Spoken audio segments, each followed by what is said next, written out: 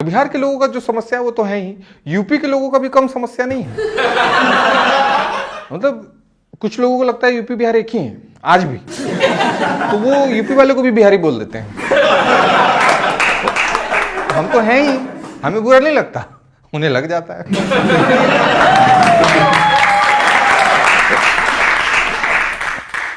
जैसा कि आपको पता है कि बिहार टूरिज्म का पूरे वर्ल्ड में कोई मुकाबला नहीं। नहीं, हंसने की बात नहीं है, मैं कोई सटायर नहीं मार रहा हूं, ये सच्चाई है। हर साल लाखों लोग बिहार घूमने आते हैं, जिसमें 99% लोग बिहार के ही होते हैं।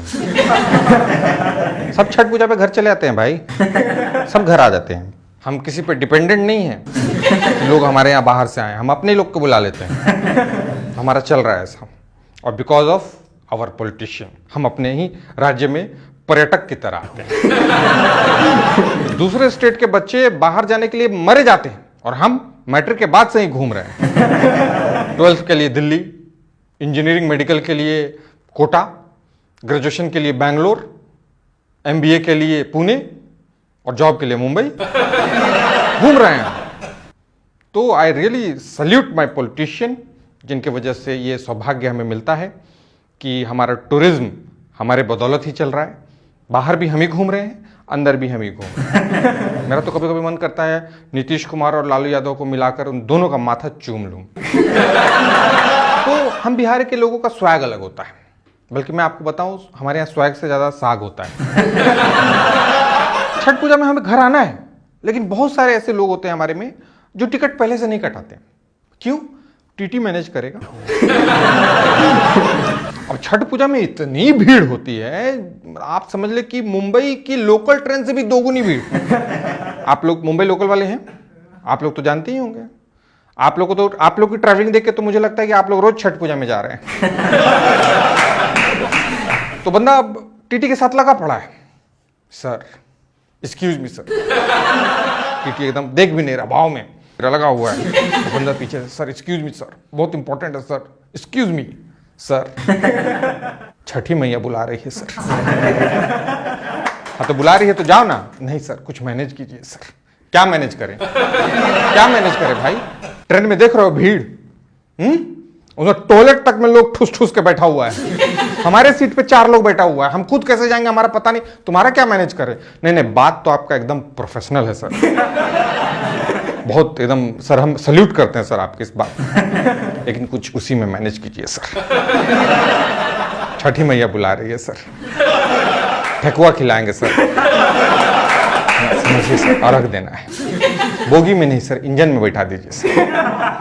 तो जो फ्रूटी का टेट्रा पैक होता है ना सर, उसमें आधा मिला लिया, इंजन में बैठ के ड्राइवर के साथ पीते हुए मस्त चले जाएंगे सर। पूरा व्यवस्था है, गोरखपुर से पहले खत्म कर देंगे सर। बिहार में बंद है ना सर, नियम नहीं तोड़ते हैं हम लोग, व्यवस्था की मैनेज कीजिए सर। जय छठी मैया।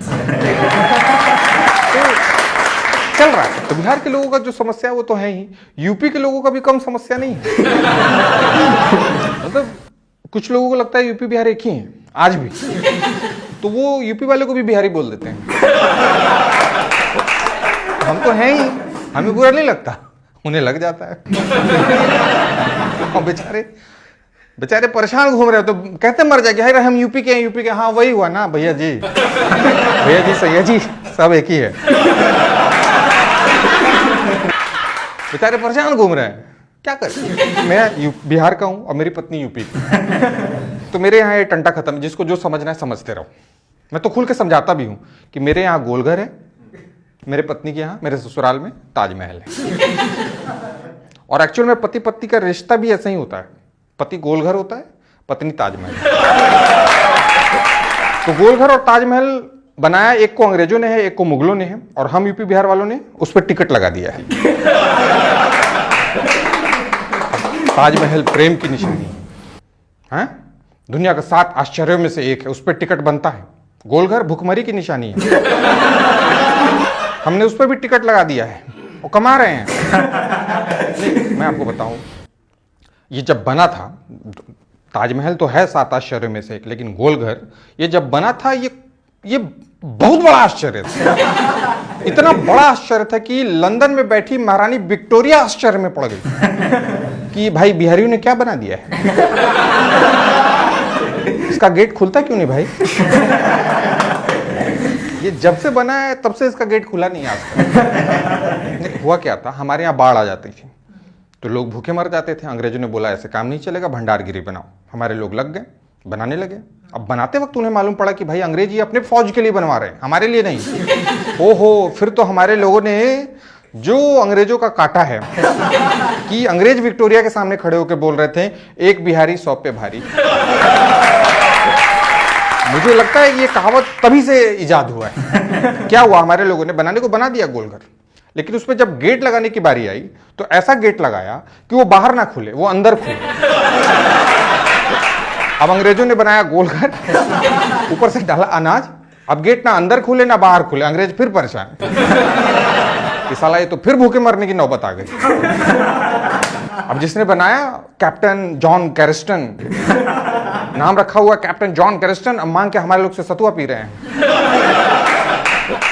क्यों? क्योंकि अनाज तो गोलघर में, और गोलघर खुले ना।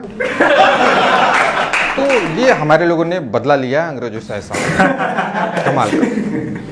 तो ये बातें मैं आपको इसलिए बता रहा हूं क्योंकि बिहार टूरिज्म के तहत जब मैं अपने पत्नी को गोलघर दिखा रहा था तो उनको मैं यही सब बातें बता रहा था। और यकीन करिए मेरी बातें सुनकर उनको थोड़ी देर के लिए तो ऐसा लगने लगा था कि ताजमहल गोलघर के सामने कुछ नहीं। फिर हम लोग गए ताजमहल देखने और वहां मेरी सच्चाई खुल गई। क्योंकि ताजमहल तो ताजमहल, लेकिन फिर भी मैंने वहां कवर अप करने की कोशिश की कि जैसे हर पति के नजर में पत्नी उसकी ताजमहल होती है और उसका पति कितना भी हैंडसम क्यों ना हो उसको वो गोलघर ही नजर आता है। तो जैसे पति पत्नी एक दूसरे के बिना अधूरा है, उसी तरह से ताजमहल भी गोलघर के बिना अधूरा है। तो गोलघर की वैल्यू कम नहीं है तुम्हारे ताजमहल के सामने। पत्नी ने कहा ठीक है, तुम्हारे बेहुदी लॉजिक हो गए हो तो ताजमहल घूम ले। मैंने बोला तो ताजमहल हम लोग घूमने गए। अब ताजमहल अजूबा, अजूबा मानते हैं उसको, है भी अजूबा। मुमताज जिसके लिए बनाया गया था वो शाहजहां की चौथी बीवी थी, जिनसे उनको 14 बच्चे थे।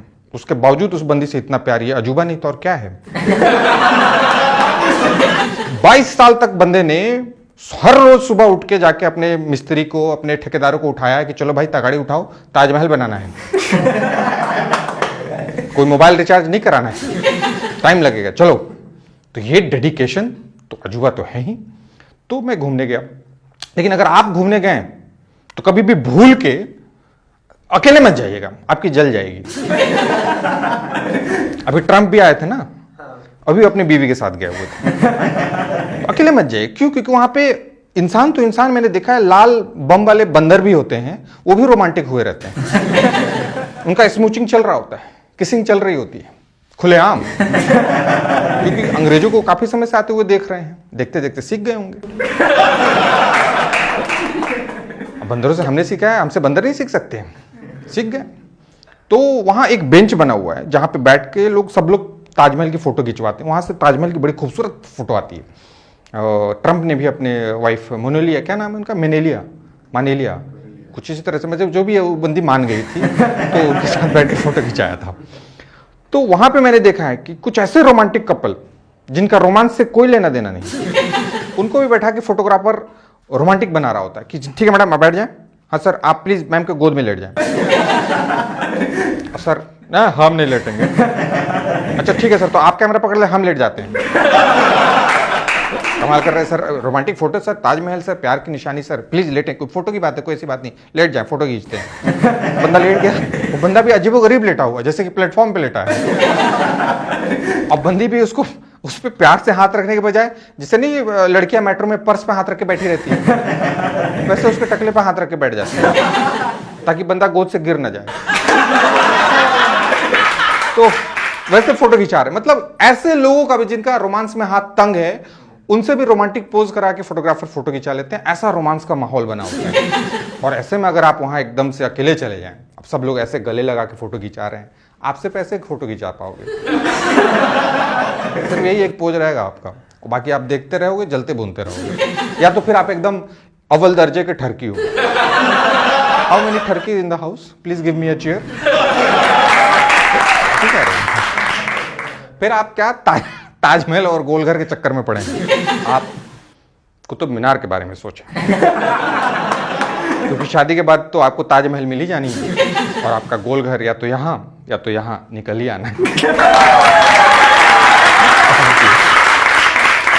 दोस्तों बहुत बहुत शुक्रिया कि हमारा परिवार 1 लाख सब्सक्राइबर्स का हो गया है और मैं दिल से आप लोगों को धन्यवाद देता हूं। ये वीडियो कैसा लगा ये भी जरूर बताइएगा, लाइक्स कमेंट और शेयर करना मत भूलिएगा। इस चैनल को, इस परिवार को आपको बहुत बड़ा बनाना है। साथ में एक दिल की बात आपसे शेयर करना चाहूँगा कि बिहार टूरिज्म के बारे में आपको शायद पता हो ना हो, बिहार सरकार क्या कर रही है मुझे ज़्यादा जानकारी नहीं, लेकिन मैं खुद से जितना मैं जानता हूँ मैं आपसे ये कहना चाहूँगा कि बिहार के बारे में जो भी आपकी एक परसेप्शन है वो बिल्कुल पूरी तरह से ठीक नहीं है। तो आप बिना बिहार घूमे, बिना बिहार को जाने, बिहार के बारे में कोई ऐसी छवि ना बनाएं। बहुत खूबसूरत जगह है, बोध गया के अलावा भी बहुत सारी ऐसी जगह है वहाँ पे जो आपको घूमना पसंद आएगा, जहाँ आपको वहाँ का खान पान पसंद आएगा।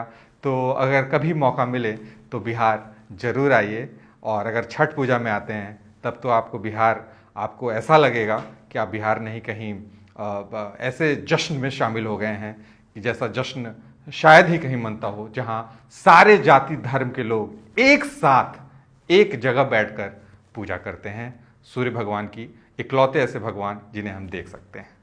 Thank you.